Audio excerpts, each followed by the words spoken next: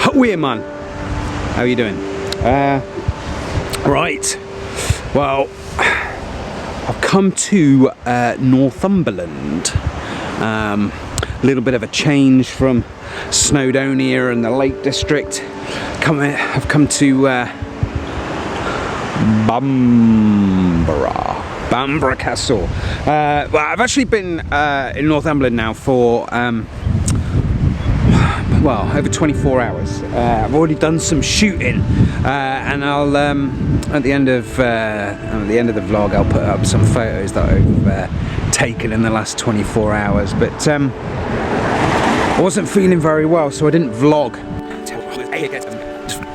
All I've been doing so far, I come to Northumberland to basically shoot coastal abstracts. My Phojo has been lacking since I came back from the Alps.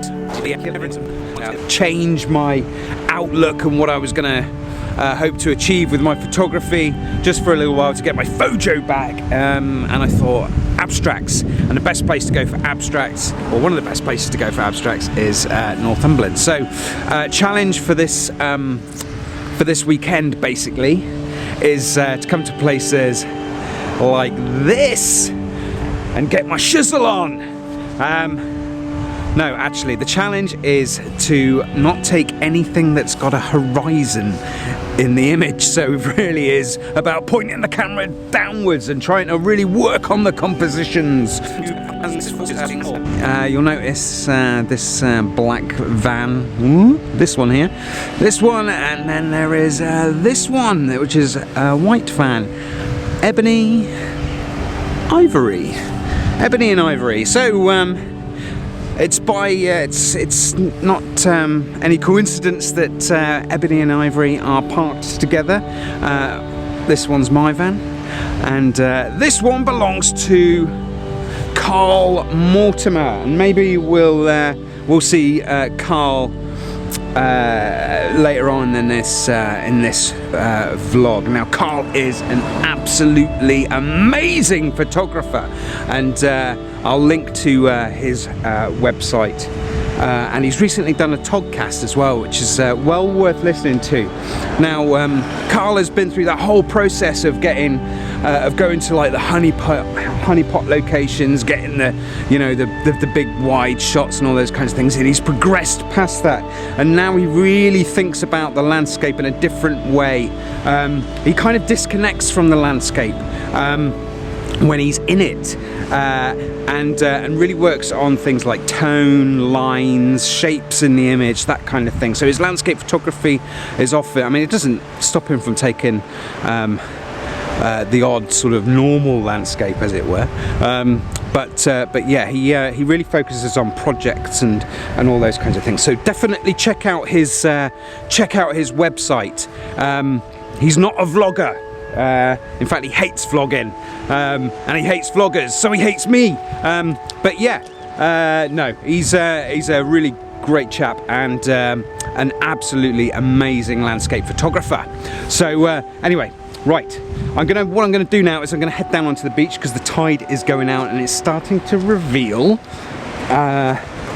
the rock shelving all sort of down here. There we go. All of that kind of stuff.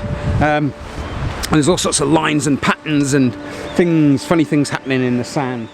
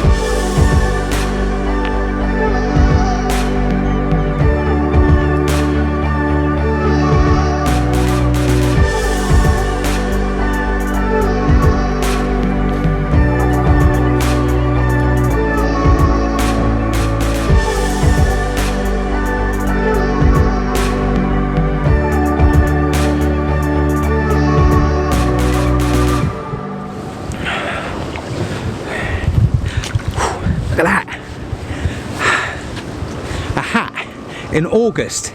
It's bloody freezing. Yeah. Yep, from Karl. Lighthouse.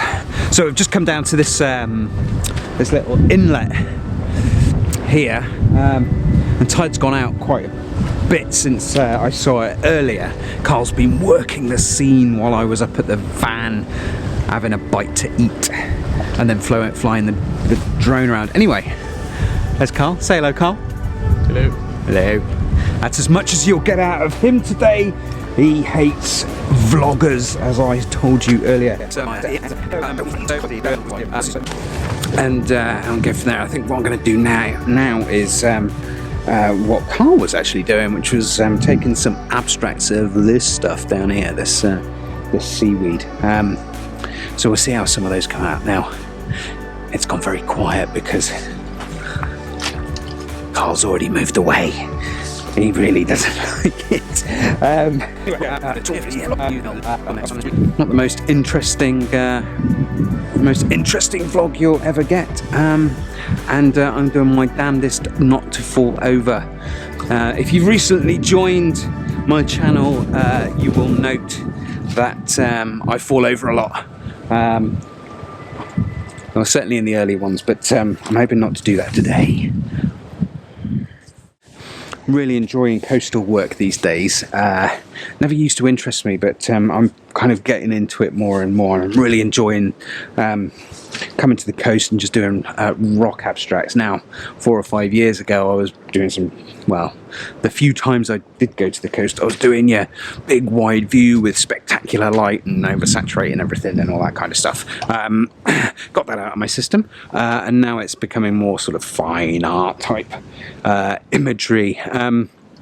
And yeah, so I would come to the coast when the conditions were amazing and you were looking for big boom images. Not got that today. It's rather overcast and flat light, which is actually perfect for this kind of thing. Yeah, because then you don't get all your highlights and all sorts of things going on. It flattens out the light, and then you just need a polarizer to take the sheen off the rocks, because they're glistening, because they're wet. But yeah, using the polarizer just saturates the colours as well. So perfect day for this type of photography. It's not going to be a boom day, but I have to be honest, actually.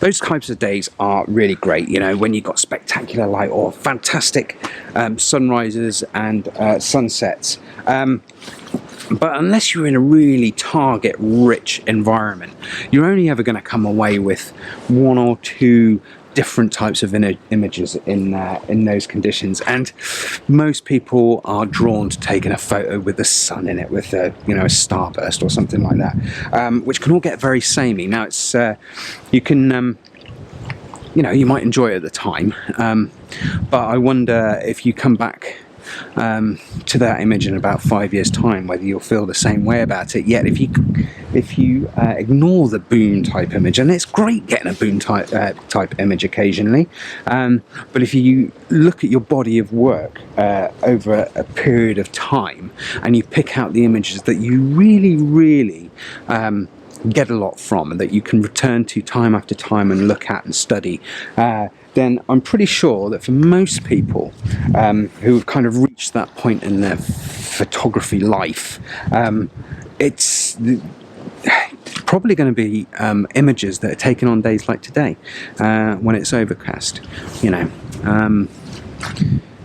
Ask a wedding photographer what type of weather they enjoy for a wedding, and they'll almost certainly say overcast. The bride and the groom might not want it to be overcast on their wedding day, but the wedding photographer almost certainly will. Just flattens everything out and just makes it a lot more tonally interesting rather than super contrasty. So yeah, perfect day for coming to the coast. Not saying that I wouldn't like a bit more going on in the sky though. for the odd wide shot here and there, but for abstracts and all that kind of shizzle, perfect. So yeah, hopefully get a few images out of this trip. Now, seaweed. So that was a fun 20 minutes or half an hour. Now, one of the things that Karl talks about in his podcast, and you really must have a listen, is the importance of projects. So you'll probably find, if you're just starting out in photography, or landscape photography, and you just want to visit all the the honeypot locations and get the big wide views and all those kinds of things, that over time that all becomes a little bit samey, and so you might start to diversify in the type of landscape photography that you do. But when you find yourself in a little bit of a rut, and photographers are always finding themselves in ruts, artists as it were, peaks and troughs, tends to go with different seasons and things. But yeah, if you're having a little bit of if you've lost your Phojo, one of the things you should think about doing is turning to a project. And a project can be something that might last a number of years, and be some major thing, which is what one of my projects, A Song for Snowdonia, is turning out to be. An ordeal, actually. Or you can just do something over the course of half an hour or something. If you find something that's quite interesting, turn it into a little project. Try and get a series of images, between sort of 4 and 12 images, and I've just been doing a little project which was effectively seaweed. And you could say that the little collections of abstracts that I'm getting from this weekend are all small little projects in themselves. I've been really struggling to keep my interest in photography since coming back from the Alps, yeah, coming back to the mountains of the UK. I've done a trip to Snowdonia since I've been back, and I just could not get myself inspired. And when you've been in sort of amazing places like the Dolomites, you come back to the UK and everything just feels a little bit twee. And I'm sure that the spark, that interest in mountains, which are very different and have a completely different character than the Alps, I'm sure that will come back at some point. But until then, it's a case of just trying to keep the creative juices going. And one of the things you can do to do that is work on a cohesive body of work. And it only has to be a small body of work, but just a small project that might take you 20 minutes, half an hour, an afternoon, maybe just a couple of weekends or something like that, concentrating on a particular subject or a particular theme. So yeah, Karl talks about that in a lot more detail on his podcast, so go check it out. And here are some of the images I've just been taken.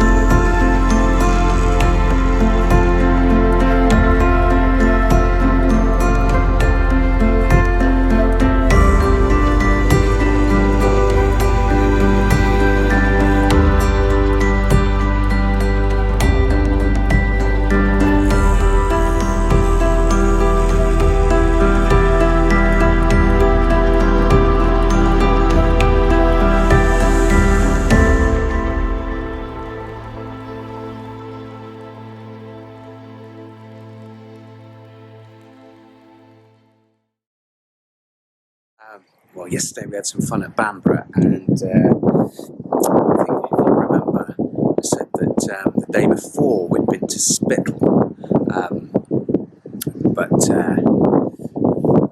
I wasn't feeling very well, so I didn't vlog it. Anyway, today we've actually come back to Spittle because having reviewed some of the images from the other day, I only actually got one or two that I think worked. Felt that there was more to explore here, so we've come back, and as Karl just said to me, this is compositional gymnastics. Didn't think he actually meant it quite like that, but anyway. Yeah, some of this stuff is absolutely incredible.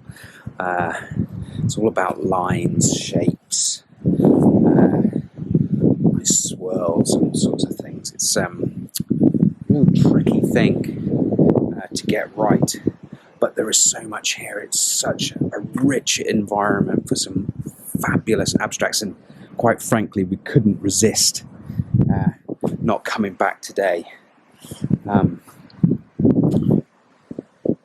Anyway, projects. Back to projects. This is turning into a little bit of a mini project for us both, I think, just to get our Phojos back ready for the autumn. But yeah, Spittle Beach, right by Berwick upon Tweed. There's a section, two sections actually, of this lovely sandstone rock, all these fault lines, which really worth exploring. It's about about 30 meters by about 5 meters, two sections about the same size. Worth coming to have a look at. Anyway, right, let's get back to it.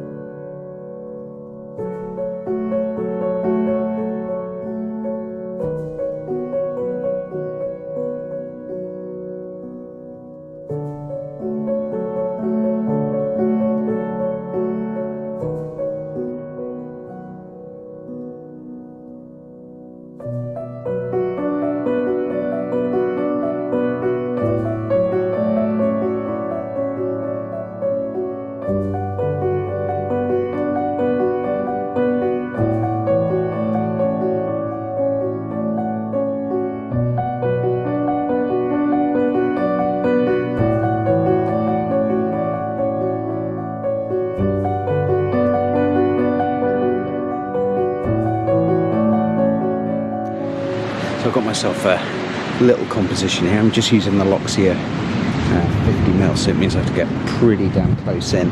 And because of that, I'm having to shoot at f14 as well. I'm trying to keep that aperture as wide as I possibly can to get the image sharp throughout. But even so, still need to go to f14 and let's see if I can show you my little, there we go.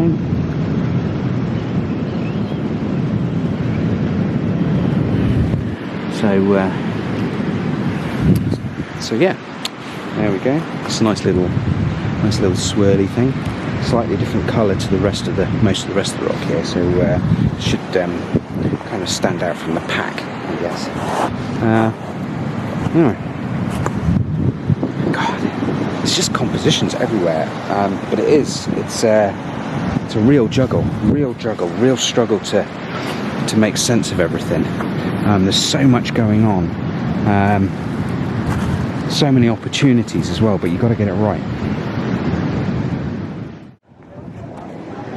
Oh, wow! 4 hours! 4 hours! I've not shot so many images in, well, I've shot more images in the last 4 hours than I have in the last 2 months. So, yeah, really feeling the creative juices coming back. So I started off, I was using the 50 mil Loxia, and having to use quite a narrow aperture to get some extended depth of field, because I was having to get really close to stuff. I just couldn't be bothered today to play around with the tilt shift. So I did that for a while. Then I went to change the 70 to 200. Went completely the opposite direction, went really wide aperture, and started getting some extended throw type shots with sort of very narrow depths of field, which was great fun, all handheld for about half an hour. So that might be a little mini project in itself. And then I went back to the 50 as the tide was coming in and starting to flow through all the rivulets and everything. And went a little bit wider on the 50 and had a play with that. So yeah, feeling really good about that shoot.